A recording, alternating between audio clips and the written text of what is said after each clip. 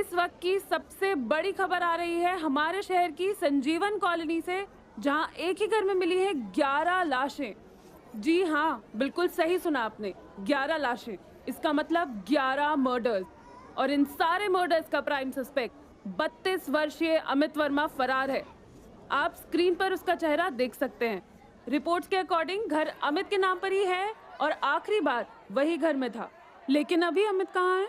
इस सवाल के जवाब को अभी भी पुलिस ढूंढ रही है और इसलिए इंस्पेक्टर ऋषि मेहता खुद अपनी मां उर्मिला मेहता को ही इंटेरोगेशन रूम में लेकर आ गए हैं। अमित का last time contact Urmila ji से ही हुआ था और अब उनका इंटेरोगेशन शुरू हो गया है। आगे के अपडेट्स के लिए हमारे साथ बने रहिए। पुलिस स्टेशन के बाहर खड़े हुए रिपोर्टर्स देश भर में लोगों तक इस केस से जुड़ी सारी इंफॉर्मेशन पहुंचा रहे थे। वहीं दूसरी ओर 57 वर्षीय उर्मिला जी इंट्रोगेशन रूम में ऋषि के सामने बैठी हुई थी। मरने से पहले उनके पति आईपीएस थे, लेकिन उन्हें कभी भी पुलिस स्टेशन की चौखट भी पार करने की जरूरत नहीं पड़ी थी। पर आज किसी मर्डरर से उनका एसोसिएशन उनके झुर्रियों से भरे सर पर पसीने का कारण बन रहा था। माँ, आप बिल्कुल भी घबराइए मत। जो कुछ हुआ है आप खुलकर और सच सच बोल दीजिए। मैं सब कुछ रिकॉर्ड कर रहा हूं। ऋषि ने रिकॉर्डर ऑन किया। बात दरअसल कल शाम की है।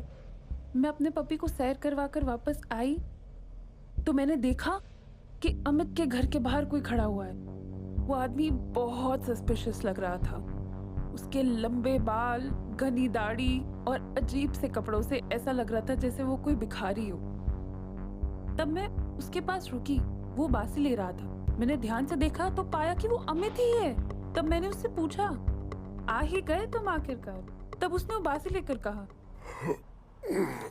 हाँ आंटी, जस्ट अभी भी आया हूँ। कैसी हालत बना रखी है तुमने अपनी? कितने दिन से नहाए नहीं हो? बहुत बदबू आ रही है। मैं 3 दिन से लगातार ट्रैवल कर रहा था आंटी। अभी आज ही यहाँ पहुंचा हूँ। अब आ गया हूँ तो अंदर जाके सोने से पहले जरूर नहाऊंगा। इतना कहकर वो फिर से उबासी लेने लगा। कुछ नहीं आंटी, बस इस घर को मिस कर रहा था। बहुत दिन हो गए ना यहाँ से निकले हुए, लगभग 8 महीने। जब से यहाँ से निकला हूँ तब से चैन की नींद ही नसीब नहीं हो पाई। अब ऐसा लग रहा है कि अंदर जाके जल्दी से सो जाऊं, पर ये पैर ही काम नहीं कर रहे हैं। अब वो तुम ही जानो अमित। कितनी बार तो लोग मुझसे पूछते हैं कि इस घर का ओनर कौन है। क्या ये बिकाऊ है? क्या ये लीज पर देने के लिए है? तब मैं उनसे कहती हूँ कि तुम यहाँ रहते हो, लेकिन कोई भी मेरी बात का विश्वास ही नहीं करता। यहाँ तक कि हमारी कॉलोनी के बच्चे उसे भूतिया घर कहते हैं। अगर यहाँ बॉल चली जाती है तो लेकर भी नहीं आते। मैं लोगों को बता ही नहीं पाती कि तुम कहाँ रहते हो, कितने दिन के लिए जाते हो और आखिर तुम करते क्या हो। तुम कब बताओगे मुझे? अब आंटी, भूत के नाम से ही सही, कम से कम लोग इस घर को और मुझे परेशान तो नहीं करते। इतना कहकर वो हंसने लगा। उसने मेरा क्वेश्चन इग्नोर कर दिया था कि वो करता क्या है। मैं उसे 4 साल से जानती हूँ, लेकिन उसने मुझे कभी बताया नहीं। और जब मैं उससे पूछती हूँ वो हमेशा बात टाल देता है। क्या आपने कभी इस बारे में सोचा है कि अमित एक प्राइवेट डिटेक्टिव हो सकता है? डिटेक्टिव? और वो भी अमित? क्या तुम सच कह रहे हो ऋषि? हाँ माँ, बिल्कुल सच। वो अपने केसेस के सिलसिले में ही बाहर जाता था और गायब रहता था। वो इस सब को प्राइवेट रखना चाहता था, इसीलिए शायद उसने आपको कभी इस बारे में बताया नहीं। फिर क्या हुआ? तब मैंने उससे कहा, अच्छा अब तुम आ ही गए हो तो कल सुबह तक कहीं जाना मत। मेरा बेटा पुलिस ट्रेनिंग से इंस्पेक्टर बनकर वापस आ गया है और मैं चाहती हूँ कि तुम उससे मिलो। तुम अभी सो जाओ, कल सुबह मैं ही उसे तुम्हारे यहाँ लेकर आऊंगी। और हाँ, कल लंच हमारे यहाँ पर ही करना है। और हाँ, बस तुम आज रात को ही कहीं भाग मत जाना। मेरी इस बात को सुनकर वो हंसा और अंदर चला गया। तब मैं भी घर आ गई। ऋषि ने रिकॉर्डर को बंद किया। ठीक है माँ, आप जा सकती हैं। उर्मिला जी अपनी जगह से उठी और बाहर निकलने से पहले उन्होंने ऋषि से कहा, ऋषि, अमित को तुम अरेस्ट कर भी लो तो उससे आराम से बात करना। वो इस तरह का आदमी नहीं है जो इतने लोगों को मार दे। जरूर कुछ और बात होगी। तुम बस चीजों को अच्छे से हैंडल करना और अपना ध्यान रखना। इतना कहकर वो बाहर निकल गई। बाहर खड़े रिपोर्टर्स उर्मिला जी से क्वेश्चन करने लगे। उर्मिला जी, क्या कोई और भी इसमें इन्वॉल्व था? क्या आपने किसी और को भी देखा था? आपको कैसे पता चला इन मर्डर्स के बारे में? और क्या अमित ने और भी मर्डर्स किए हैं? उर्मिला जी ने किसी भी सवाल का जवाब नहीं दिया और वो पुलिस जीप में बैठकर वहां से चली गई। तब न्यूज चैनल्स पर फिर से अमित की फोटो और 11 मर्डर्स की हेडलाइन चलने लगी। लेकिन किसी को भी पता नहीं था कि अमित भी उस न्यूज को देख रहा था। न्यूज रिपोर्टर्स की बातें सुनकर और हेडलाइंस देखकर उसे गुस्सा आने लगा। झूठ, सबका सब झूठ। बंद कर दो, श्रुति बंद कर दो इसे, वरना टीवी को फोड़ दूंगा मैं। श्रुति ने तुरंत टीवी बंद कर दिया। ऐसे गुस्सा करने से कुछ नहीं होगा अमित। सब तुम्हें मर्डरर डिक्लेयर कर चुके हैं। तुम्हारे गुस्सा करने से चीजें सही नहीं हो जाएंगी। अरे तो तुम ही बताओ मैं क्या करूं? सबसे पहले तो अपनी आवाज नीचे करो। तुम मुझसे ऐसे बात नहीं कर सकते। अगर मैं चाहूँ ना तो अभी पुलिस को इन्फॉर्म करके तुम्हें अरेस्ट करवा सकती हूँ। But I wanted to help you और उसके लिए तुम्हें मेरे साथ कोऑपरेट करना पड़ेगा। अमित ने तब अपना गुस्सा निगल लिया। अब क्या चाहती हो तुम? सच, एक एक डिटेल जो भी तुम्हें याद हो मुझे सब बताओ, तभी मैं तुम्हारी कुछ मदद कर पाऊंगी। अमित ने कुछ सोचा और फिर एक गहरी सांस ली। ठीक है, पर मैं उम्मीद करूंगा कि तुम ये बात किसी को नहीं बताओगी। जब मैं कल रात अपने घर पहुंचा तो बहुत थका हुआ था और इसीलिए अपनी नेबर से बात करके मैं घर के अंदर चला गया। 8 महीने बाद वहां गया था मैं, इसलिए पूरा घर धूल से सना हुआ था। पर मैंने कुछ भी डिस्टर्ब नहीं किया और किचन में चला गया। वहां मुझे कुछ तो अजीब लग रहा था, क्योंकि किचन में एक अलग ही तरह की फ्रेग्रेंस फैली हुई थी और डाइनिंग एरिया की पूरी जगह घर के कंपैरिजन में ज्यादा साफ दिख रही थी। मुझे लगा शायद ये मेरा वहम हो, पर मैंने उस पर ध्यान नहीं दिया। फिर मैंने एक शेल्फ खोलकर उसमें से फूड पैकेट निकाला, उसे कुक किया और खाना खा के मैं नहाने चला गया। कांच के सामने खड़े होकर जब मैंने अपने आप को देखा तो जैसे मैं खुद को पहचान ही नहीं पा रहा था।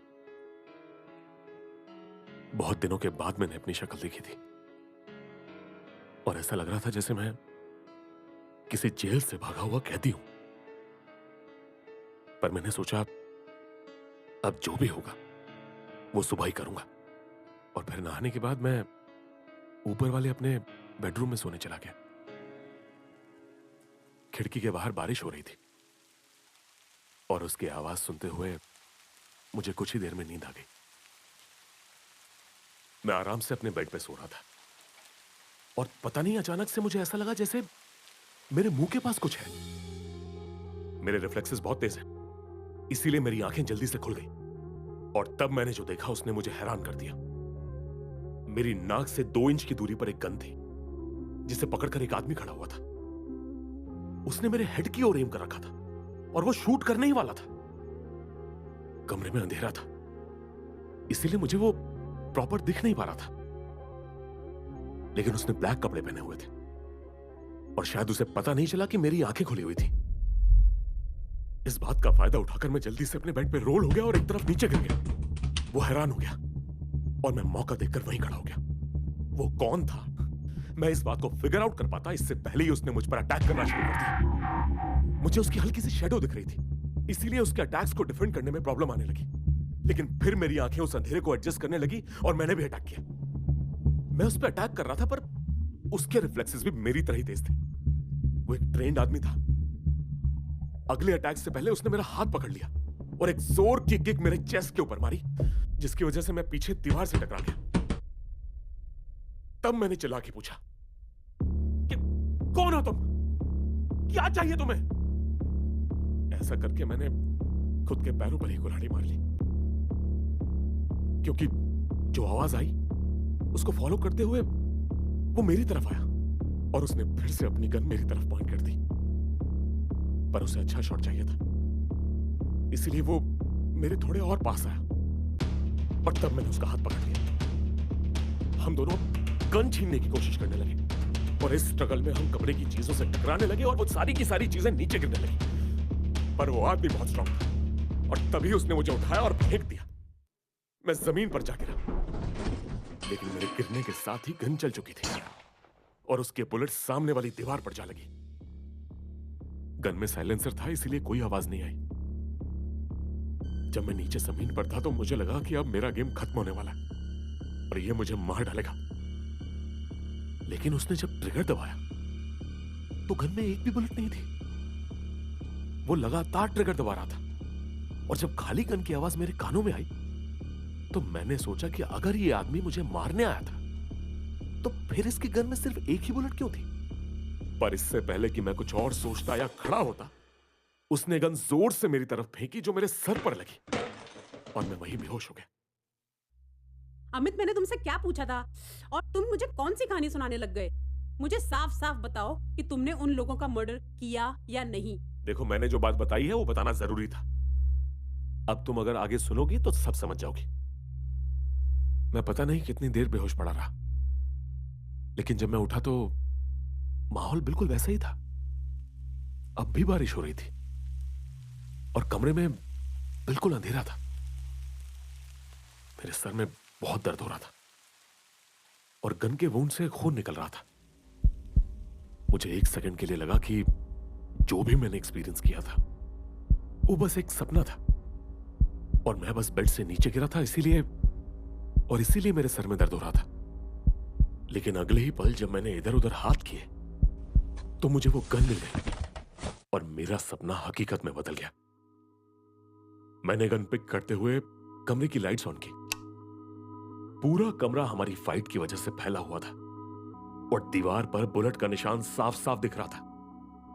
मैं अब भी उस चीज को समझ नहीं पा रहा था और तब मैंने सोचा कि मुझे नीचे जाकर देखना चाहिए कि वो आदमी क्या चुरा कर ले गया। पर जब मैं नीचे पहुंचा और जो मैंने देखा उससे मेरे पैरों के नीचे से जमीन खिसक गई। मेरे घर की डाइनिंग टेबल पर 11 लोग बैठे हुए थे। वो दिखने में अलग थे और सबके बैठने का ढंग भी अलग था, लेकिन उन सब में सिर्फ एक ही बात कॉमन थी। वो सब के सब मरे हुए थे। उन सब के सर में एक एक बुलेट थी और जिस गन से उनका मर्डर हुआ था वो गन मेरे हाथ में थी।